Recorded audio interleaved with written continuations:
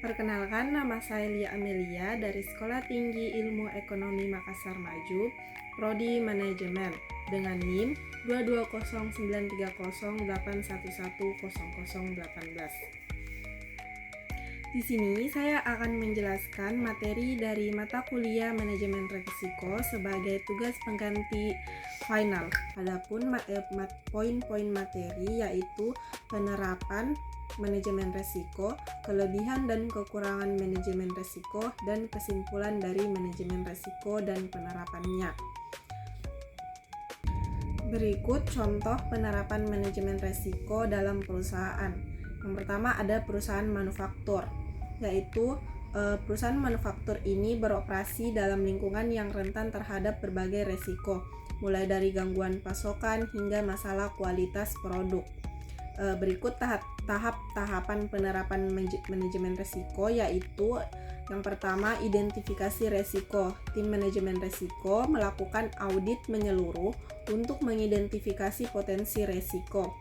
Yang kedua, ada gangguan pasokan bahan baku akibat bencana alam, konflik geopolitik, atau masalah keuangan pada pemasok utama. Yang ketiga, ada risiko kualitas bahan baku yang tidak sesuai standar yang dapat menyebabkan cacat produk dan kerugian besar. Yang keempat yaitu gangguan operasional akibat kerusakan mesin, pemadaman listrik, atau masalah tenaga kerja. Yang kelima yaitu risiko peraturan baru terkait standar lingkungan atau keselamatan kerja yang dapat meningkatkan biaya produksi. Yang keenam itu analisis dampak.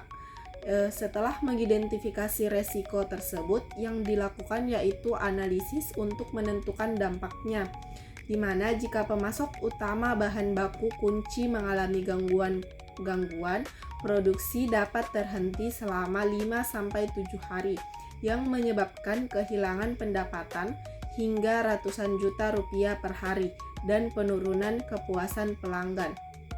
Selanjutnya ada bahan baku berkualitas rendah dapat menyebabkan 15-20% produk jadi tidak layak jual, serta resiko tuntutan hukum jika produk menyebabkan kerusakan pada konsumen. Adapun evaluasi prioritas resiko itu berdasarkan analisis resiko gangguan pasokan bahan baku dan risiko kualitas menjadi prioritas utama karena memiliki dampak finansial dan reputasional yang signifikan. Pengendalian risiko di mana perusahaan mengambil langkah-langkah mitigasi. Yang pertama itu langkah-langkahnya diversifikasi pemasok dengan menetapkan minimal 3 pemasok alternatif untuk setiap bahan baku kunci dengan melakukan penilaian kapasitas dan keandalan secara berkala. Misalnya sebuah perusahaan tekstil di kota Makassar yang sebelumnya hanya bergantung pada satu pemasok kapas dari luar negeri, kini bekerja sama dengan 2 pemasok lokal dan 1 pemasok dari negara tetangga untuk mengurangi risiko. Adapun persediaan cadangan dengan menyimpan persediaan bahan baku yang cukup untuk mendukung produksi selama 10-14 hari dengan menghitung tingkat optimal agar tidak menimbulkan biaya penyimpanan yang berlebihan. Kontrak yang jelas dengan menyusun kontrak yang klausal yang mengatur tanggung jawab jika terjadi gangguan pasokan termasuk kompensasi untuk kerugian yang ditimbulkan. Adapun sistem pengawasan kualitas yaitu menerapkan pemeriksaan kualitas bahan baku pada setiap pengiriman serta kerjasama dengan laboratorium independen untuk melakukan tes berkala. Yang kedua ada perusahaan jasa keuangan. Perusahaan jasa keuangan seperti bank, perusahaan asuransi, atau perusahaan modal ventura menghadapi risiko yang kompleks dan sangat diatur oleh otoritas keuangan. Penerapan manajemen risikonya yaitu yang pertama identifikasi risiko dengan jenis risiko yang diidentifikasi yaitu ada risiko kredit, di mana kemungkinan nasabah gagal membayar cicilan pinjaman atau investasi yang diberikan. Yang kedua ada risiko pasar, di mana perubahan suku bunga nilai tukar mata uang atau harga saham yang dapat mempengaruhi nilai portofolio perusahaan. Adapun risiko operasional, di mana kesalahan sistem komputer, kecurangan internal, atau kelalaian karyawan yang dapat menyebabkan kerugian finansial. Adapun risiko patungan atau compliance risk, yaitu pelanggaran terhadap peraturan perbankan, pajak, atau standar industri yang dapat menyebabkan denda besar dan pencabutan izin operasional. Analisis dampak yang dilakukan yaitu jika tingkat gagal bayar pinjaman meningkat menjadi 8% dari total portofolio atau dari batasan aman 3%, itu perusahaan dapat mengalami kerugian hingga miliaran rupiah dan penurunan peringkat kredit. Fluktuasi nilai tukar mata uang asing yang tidak terduga dapat mengurangi nilai investasi luar negeri hingga 20-25% dalam waktu singkat. Evaluasi yang dari prioritas resiko, yaitu resiko kredit dan resiko pasar menjadi prioritas utama karena memiliki dampak langsung pada kesehatan keuangan perusahaan. Sedangkan resiko patungan juga menjadi fokus karena konsekuensinya yang berat. Adapun pengendalian resiko yang dilakukan yaitu penetapan bunga yang sesuai dengan menggunakan model penilaian resiko kredit untuk menentukan suku bunga pinjaman berdasarkan profil resiko nasabah.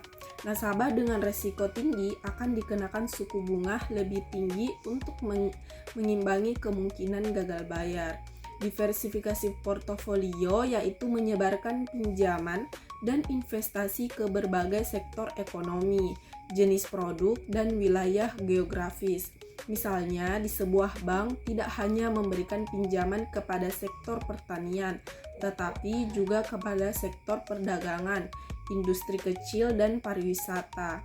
Dengan sistem pemantauan yang real-time menggunakan teknologi informasi untuk memantau perubahan kondisi pasar dan perilaku nasabah secara terus-menerus, sehingga dapat mengambil tindakan cepat jika ada tanda-tanda resiko yang meningkat.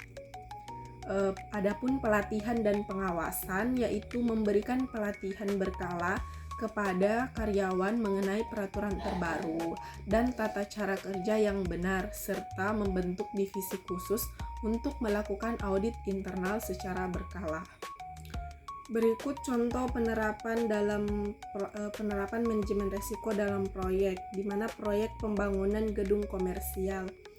Proyek pembangunan memiliki siklus waktu yang panjang dan melibatkan banyak pihak sehingga rentan terhadap berbagai risiko.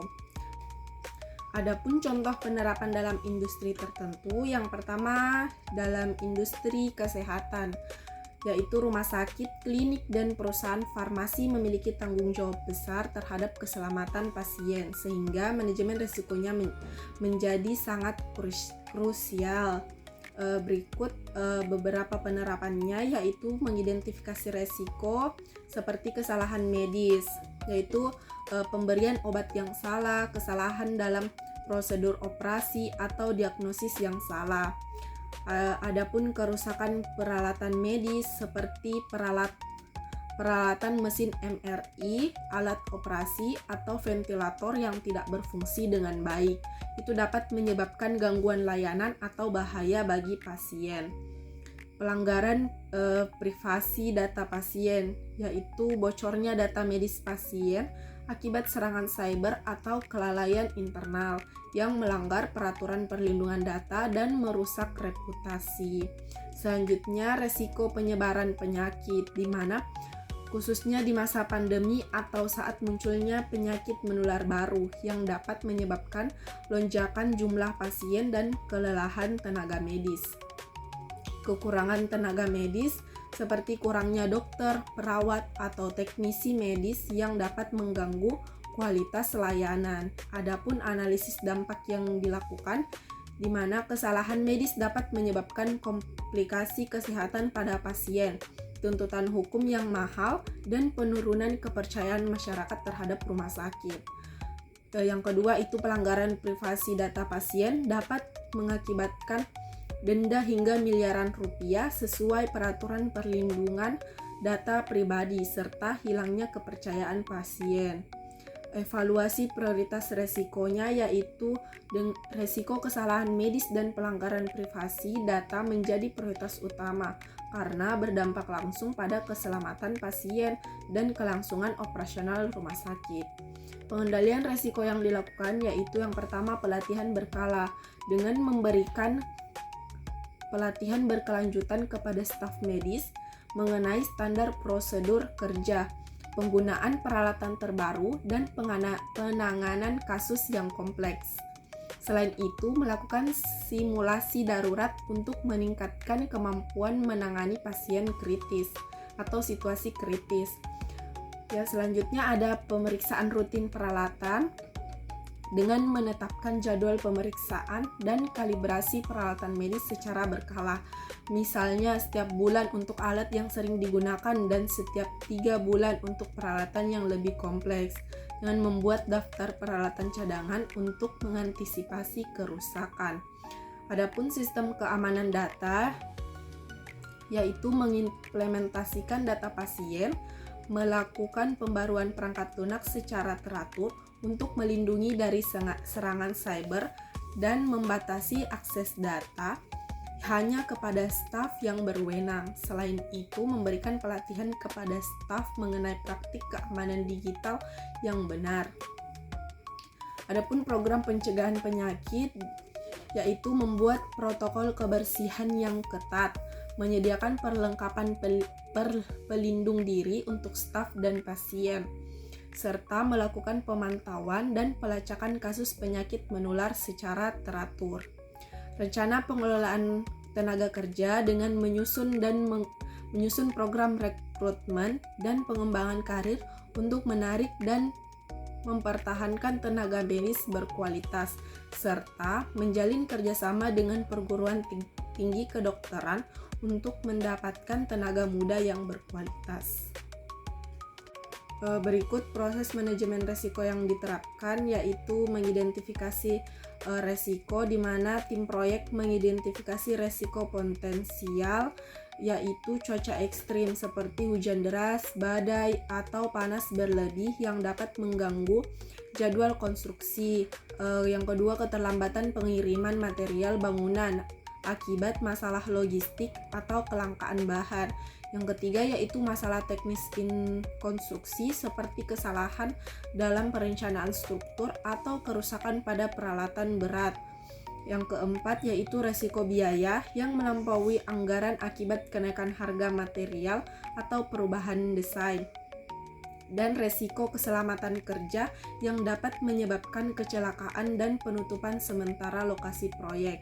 Adapun analisis dampak yang dilakukan yaitu di mana jika cuaca ekstrim yang menyebabkan kerja terhenti selama 3 hari dalam seminggu dapat menunda jadwal proyek hingga 2-3 minggu dengan biaya tambahan untuk pembayaran tenaga kerja dan penyewaan peralatan yang tidak terpakai. Keterlambatan pengiriman material beton bertulang dapat menyebabkan tahapan konstruksi struktur utama tertunda yang dapat berdampak pada seluruh alur kerja berikutnya. Evaluasi prioritas risiko dengan yang dilakukan yaitu risiko cuaca ekstrim, keterlambatan material, dan masalah teknis menjadi prioritas utama karena dapat menyebabkan penundaan signifikan dan peningkatan biaya. Pengendalian risiko yang dilakukan yaitu dengan membuat jadwal fleksibel, menyusun jadwal proyek dengan menyisakan waktu cadangan sekitar 10-15% dari total durasi proyek untuk mengidentifikasi gangguan yang tidak terduga. Selain itu, mengatur jadwal kerja agar dapat menyesuaikan kondisi cuaca. Misalnya, pekerjaan dalam ruangan dilakukan saat cuaca buruk. Adapun cadangan anggaran, yaitu dengan menyisakan cadangan anggaran sekitar 15-20% dari total anggaran proyek untuk menutupi kenaikan harga material atau biaya tambahan akibat perubahan desain. Adapun pemeriksaan dan uji teknis yaitu dengan melakukan uji struktur secara menyeluruh sebelum konstruksi massal dimulai, serta pemeriksaan berkala terhadap material yang diterima untuk memastikan sesuai spesifikasi. Misalnya, sebelum memasang besi tulangan dilakukan tes kekuatan di laboratorium. Adapun program keselamatan kerja di mana dengan membentuk tim keselamatan kerja yang bertanggung jawab untuk mengawasi pelaksanaan kerja, memberikan pelatihan keselamatan kepada semua pekerja, dan memasang peralatan keselamatan seperti pagar pengaman, tali pengaman, dan perlengkapan pelindung diri. Kontrak dengan pemasok, yaitu menyusun kontrak dengan klausul penalti jika pemasok tidak dapat mengirim material sesuai dengan jadwal yang telah disepakati. Yang kedua yaitu industri energi terbarukan, di mana industri energi terbarukan ini seperti pembangkit listrik, tenaga surya, dan angin berkembang pesat namun menghadapi resiko yang unik. Yang pertama itu ada identifikasi resiko dengan perubahan regulasi, di mana kebijakan pemerintah mengenai subsidi energi terbarukan atau standar emisi yang dapat berubah sewaktu-waktu mempengaruhi keuntungan bisnis. Yang kedua itu fluktuasi permintaan energi, di mana perubahan pola konsumsi energi atau persaingan dengan sumber energi lain yang lebih murah. Yang ketiga itu kerusakan peralatan, di mana panel surya atau turbin angin yang rusak akibat cuaca ekstrim seperti badai atau petir atau aus akibat penggunaan jangka panjang. Resiko lingkungan, di mana dampak negatif terhadap ekosistem lokal akibat pembangunan pembangkit seperti kerusakan habitat satwa liar atau perubahan aliran air, serta ketergantungan pada bahan kunci seperti sel surya atau komponen turbin angin yang sebagian besar diimpor, sehingga rentan terhadap gangguan pasokan atau kenaikan harga. Adapun analisis dampak yang dilakukan yaitu penerapan subsidi energi terbarukan dapat meningkatkan biaya produksi hingga 30-40% yang membuat produk tidak kompetitif di pasar. Kerusakan pada turbin angin akibat badai dapat menyebabkan pembangkitan listrik terhenti selama beberapa bulan dengan biaya perbaikan yang sangat mahal. Evaluasi prioritas resiko, yaitu perubahan regulasi dan kerusakan peralatan, menjadi prioritas utama karena memiliki dampak signifikan kepada keberlanjutan bisnis. Pengendalian resiko yang dilakukan yaitu pemantauan kebijakan pemerintah dengan membentuk tim khusus untuk memantau perkembangan kebijakan pemerintah terkait energi, serta berpartisipasi dalam diskusi dengan otoritas terkait untuk memberikan pasokan yang memastikan kebijakan yang menguntungkan industri. Dengan melakukan pemeliharaan terjadwal, di mana menetapkan jadwal pemeliharaan rutin untuk peralatan, misalnya membersihkan panel surya setiap bulan dan melakukan pemeriksaan menyeluruh pada turbin angin setiap 6 bulan. Selain itu, memasang sistem pemantauan kondisi peralatan secara real time untuk mendeteksi masalah sejak dini. Diversifikasi pasokan yaitu menetapkan pemasok lokal untuk beberapa komponen peralatan serta menjalin kerjasama dengan perusahaan dalam negeri untuk mengembangkan teknologi energi terbarukan lokal agar mengurangi ketergantungan pada impor. Melakukan studi lingkungan secara menyeluruh sebelum membangun pembangkit serta menerapkan langkah-langkah mitigasi seperti penanaman pohon untuk mengembalikan habitat yang terdampak. Adapun pengembangan pasar baru yaitu menyasar pasar dengan permintaan energi terbarukan yang stabil seperti perusahaan yang berkomitmen pada keberlanjutan atau daerah yang sulit dijangkau oleh jaringan listrik konvensional. Adapun kelebihan manajemen resiko yaitu yang pertama, Mencegah dan mengurangi dampak kerugian dengan mengantisipasi resiko secara dini. Organisasi dapat mengambil langkah-langkah untuk mengurangi kemungkinan terjadinya resiko atau meminimalkan dampaknya. Misalnya, sebuah perusahaan yang telah menyimpan persediaan cadangan dapat tetap beroperasi meskipun terjadi gangguan pasokan, sehingga menghindari kehilangan pendapatan dan pelanggan. Yang kedua, meningkatkan efisiensi pengelolaan sumber daya, di mana manajemen resiko membantu organisasi mengalokasikan sumber daya ke area yang paling membutuhkan mitigasi. Alih-alih menghabiskan anggaran untuk menangani risiko yang tidak terduga secara darurat, sumber daya dapat dialokasikan secara terencana untuk mengurangi risiko prioritas, sehingga penggunaan sumber daya menjadi lebih efisien. Yang ketiga yaitu meningkatkan kepercayaan pemangku kepentingan, seperti investor, pelanggan, pemerintah, dan karyawan yang akan lebih percaya pada organisasi yang dapat menunjukkan bahwa mereka memiliki sistem untuk mengelola risiko. Misalnya, perusahaan yang menerapkan manajemen risiko dengan baik akan lebih mudah mendapatkan pendanaan dari investor atau mendapatkan izin operasional dari pemerintah. Yang keempat yaitu mendukung pengambilan keputusan yang lebih baik.